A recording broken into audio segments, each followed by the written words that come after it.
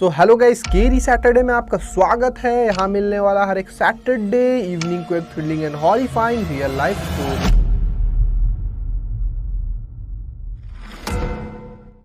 ये बात है 2016 की। पुणे में एक लड़का रहता था जिसका नाम था रितेश। रितेश अपनी वाइफ के साथ एक अपार्टमेंट में रहता था और दोनों की शादी 1.5 साल पहले ही हुई थी।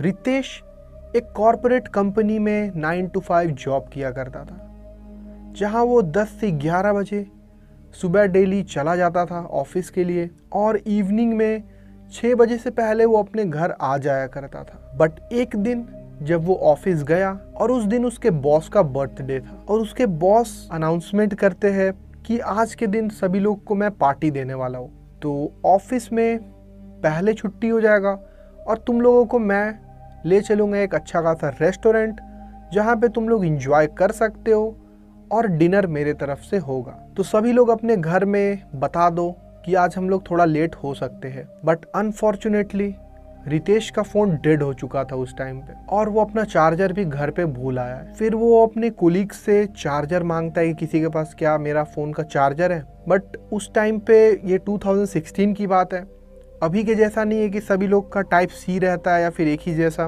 उस टाइम पे मोस्टली चार्जर्स डिफरेंट होते थे अलग अलग कंपनीज के। तो रितेश मांगता है तो किसी के पास वो चार्जर नहीं होता। फिर रितेश सोचता है कि अपने कोलीग के फ़ोन से वो अपनी वाइफ को कॉल करके बता देगा। अपने कोलीग से वो फ़ोन मांगता है और फिर वो अपनी वाइफ को कॉल करता है, बट उसकी वाइफ कॉल नहीं उठाती। फिर वो 1-2 बार और कॉल करता है, उसकी वाइफ कॉल नहीं उठाती क्योंकि रितेश की वाइफ अननोन नंबर से कॉल नहीं उठाती है। फिर रितेश सोचता है कोई बात नहीं, वैसे भी तो आज जल्दी छुट्टी मिलने वाला है, तो ज़्यादा से ज़्यादा 1 घंटा लेट होगा, उससे ज़्यादा तो लेट होगा नहीं क्योंकि 1-1.5 घंटा पहले ही छुट्टी मिल जाएगा।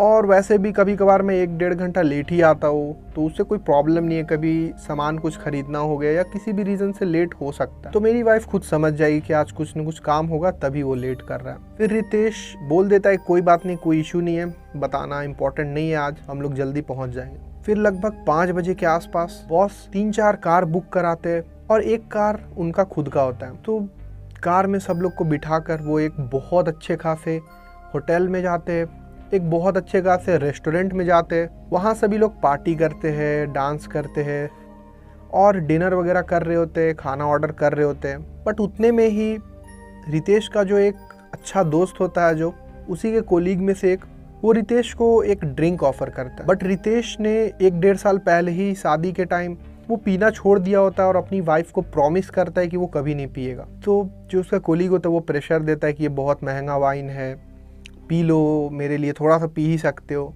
बट रितेश मना करता है, नहीं मैं नहीं पीऊँगा, मैं छोड़ चुका हूँ, अब नहीं पी सकता मैं। बट उसका जो कोलीग होता है 1-2 और आता है और वो फोर्स करता है, नहीं थोड़ा सा में क्या होगा, तुम किसको पता चलने वाला है, हल्का सा तुम पी सकते हो। सभी लोग अगर फोर्स करते हैं कि 1-2 सिप तो ले ही सकते हो। रितेश बहुत मना करते करते सभी लोग फोर्सफुली उसे लगभग हाफ ग्लास वाइन पिला देते हैं। फिर रितेश ने इतने दिन के बाद वो ड्रिंक किया है तो वो थोड़ा नशे में आ जाता है और फिर वोमिटिंग वगैरह करता है और फिर सभी लोग डांस वांस करते हैं और ये सब होते होते लगभग 11 बज चुका है और किसी को टाइम का पता नहीं चला। बट रितेश टाइम देखता है तो बहुत लेट हो चुका है और वो सोचता है उसकी वाइफ वेट कर रही होगी, बहुत ज़्यादा लेट हो गया ये सब में। तो रितेश बोलता है कि मैं जा रहा हूँ, तुम लोग आ जाना, मेरा घर ज़्यादा दूर है नहीं, 2 किलोमीटर ही यहाँ से। तो लकीली वो जिस रेस्टोरेंट में गया था उसके घर से 2 से 2.5 किलोमीटर ही दूर था, जहाँ से वो पैदल भी जा सकता है। बट उसके जो बॉस होते वो मना करते, वो बोलते कि थोड़ा सा रुक जाओ, 10-15 मिनट में हम लोग सब निकल ही लेंगे, कार से मैं तुम्हें घर छोड़ दूंगा, रात में मत जाओ। बट रितेश को समझ में आ जाता वो इतना जल्दी तो पार्टी वगैरह ख़त्म होने वाला है नहीं, तो वो रिफ्यूज़ कर देते, नहीं मुझे जाना बहुत ज़रूरी है, मैं चला जाऊँगा and thank you for the party and everything. और फिर रितेश ये सब बोल के अपने रेस्टोरेंट से वहाँ से निकल जाता है और पैदल जाने लगता है वो अपने घर। लगभग 1 किलोमीटर वो जा चुका है बट हल्का हल्का बूंदाबांदी बारिश स्टार्ट होने लगता है, हल्का हल्का। फिर भी वो चल रहा है कि ये इतना तेज़ बारिश नहीं, अब तो 5 मिनट में घर पहुँच ही जाऊँगा मैं, 1 किलोमीटर बचा है ज़्यादा से ज़्यादा। फिर एकदम से बादल बहुत ज़ोर से कड़कता है और थोड़ा सा बारिश तेज़ हो जाती है एंड लकीली वहाँ पे एक कुछ रहता है, मतलब एक करकट और उसके नीचे बेंच वगैरह लगा रहता है। वो बेसिकली कुछ तो मतलब कोई शॉप वगैरह के बाहर का था कुछ, मतलब कोई रिपेयरिंग शॉप है कुछ, समथिंग लाइक दैट। तो वहाँ पे करकट के नीचे वो खड़ा हो जाता है जाकर और बारिश रुकने का वेट करता है। थोड़ा थोड़ा नशे में वो है अभी, हल्का हल्का। फिर वो पीछे देखता है बेंच है, तो वो सोचता है कि इस पे बैठ जाते हैं। बट जब वो मुड़ कर देखता है तो वहाँ पे एक आदमी ऐसे सर नीचे करके सोया हुआ है कोने में, एकदम राइट साइड पे। एक आदमी पूरा मतलब आंख बंद करके वो नींद से एकदम सोया हुआ है ऐसे। तो वो उसको डिस्टर्ब ना करते हुए एकदम ऑपोजिट साइड, मतलब एकदम लेफ्ट साइड में लगभग 5-6 मीटर की दूरी पे वो बैठता है एकदम दूर पे। और वहाँ पे बैठ कर वो वेट कर रहा होता है बारिश रुकने का।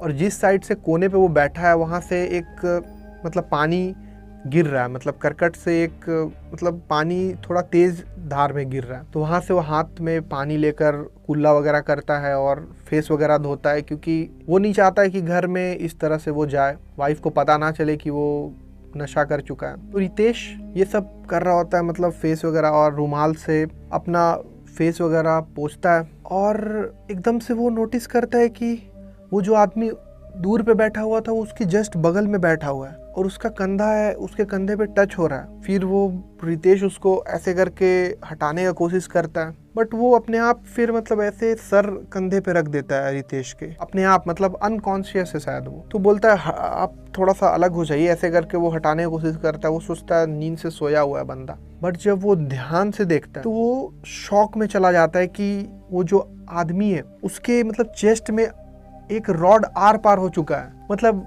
हाफ इधर साइड से आगे से निकला हुआ, हाफ पीछे साइड से घुसा हुआ है। और ये देखकर रितेश एकदम सामने खड़ा हो जाता है। वो बहुत ज्यादा डर जाता है कि ये कैसा है, ये डेड बॉडी है।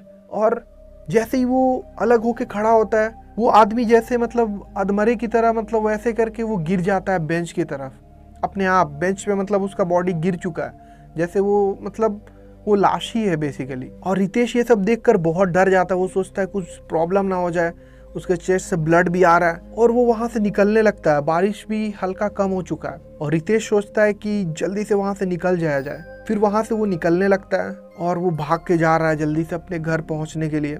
और एकदम से बहुत तेज बादल कड़कता है और उसको बहुत ज्यादा डर लग रहा है उस टाइम पे। और फिर एकदम से पीछे से किसी के चलने का आवाज आता है। ऐसा लग रहा है कि कोई इसको फॉलो कर रहा है। उस टाइम तक रितेश का पूरा जितना भी नशा होता है वो सारा खत्म हो चुका है, वो पूरा कॉन्शियस हो चुका है, क्योंकि वो बहुत ज्यादा डरा हुआ है। फिर रितेश पीछे मुड़कर देखता है कि कौन है, तो वो देख के पागल हो जाता है। वो आदमी जिसका रॉड घुसा हुआ है वो एकदम ज़ॉम्बी की तरह चल रहा है उसके पीछे।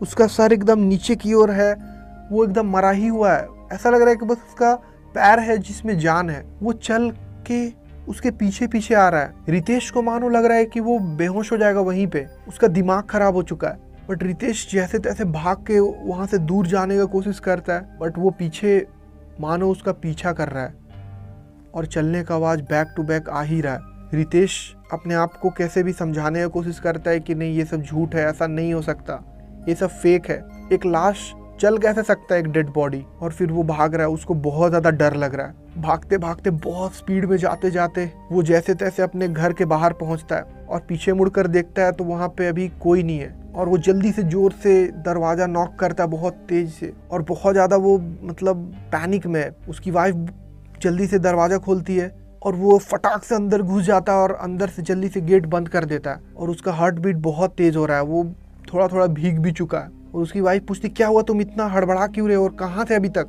मैं 100 कॉल कर चुकी हूँ अभी तक, तुम्हारे फोन में तुम्हारा फोन ऑफ क्यों है। तो रितेश बोलता है मैं बताता हूँ, पहले अंदर चलो। वो बहुत ज्यादा डरा हुआ है। तब तक में उसकी वाइफ स्मेल करती है उसके फेस वगैरह को देखकर उसको बहुत अजीब लग रहा है। स्मेल से वो समझ जाती है कि उसने वाइन पिया है। तो उसकी वाइफ बहुत ज्यादा गुस्सा करती है कि तुमने प्रॉमिस किया था कि तुम कभी नहीं पियोगे, तुम क्यों पी लिए, तुम इसीलिए तुम इतना लेट हुए। रितेश बोलता है सॉरी, मैं बताऊंगा क्या हुआ, मुझे फोर्स किया गया। तो दोनों में आर्गुमेंट होता है। उसकी वाइफ बोलती है तुम बच्चे हो जो तुमको जबरदस्ती लोग पिला देंगे, ऐसा कैसे हो सकता है, तुमने खुद ही पिया होगा। तो दोनों में आर्ग्यूमेंट हो रहा है। बट रितेश बहुत ज्यादा इरिटेट होता है कि बोलता है कि पहले बात तो सुन लो क्या हुआ। तो रितेश सब कुछ बताता है क्या क्या हुआ आते वक्त। बट उसकी वाइफ ट्रस्ट नहीं करती। वो बोलती है कि ये सब नशे में तुम्हें दिखाया था, रियल में नहीं हो सकता। ये सब आर्ग्यूमेंट दोनों में चलता है। कुछ दिन तक दोनों एक दूसरे से बात नहीं करते। उसकी वाइफ बहुत गुस्सा करती है क्योंकि उसने प्रॉमिस किया था वो वाइन कभी नहीं पिएगा। वो तो अलग सिनेरियो है। बाकी आप लोगों को क्या लगता है कि क्या उसने जो देखा वो रियल है, क्या है वो। बट नशे में कोई इतना ज्यादा एग्जैक्टली तो नहीं देख सकता। और रितेश ने कसम भी खाकर बोला कि नहीं, मैं नशे में नहीं था उस टाइम, मैंने रियलिटी में देखा है। तो रितेश तो सच बोल रहा है, बट क्या जो उसने एक्सपीरियंस किया वो रियल था? क्या था वो? आपको क्या लगता है? अपना ओपिनियन कमेंट में ज़रूर बताना। So that is it for today guys. Video अच्छा लगा तो लाइक जरूर से कर देना। यूट्यूब चैनल सभी लोग सब्सक्राइब करके बेल आइकन प्रेस करके ऑल पे कर देना, क्योंकि यहाँ मिलने वाला हर एक सैटरडे इवनिंग को एक thrilling and horrifying real life story.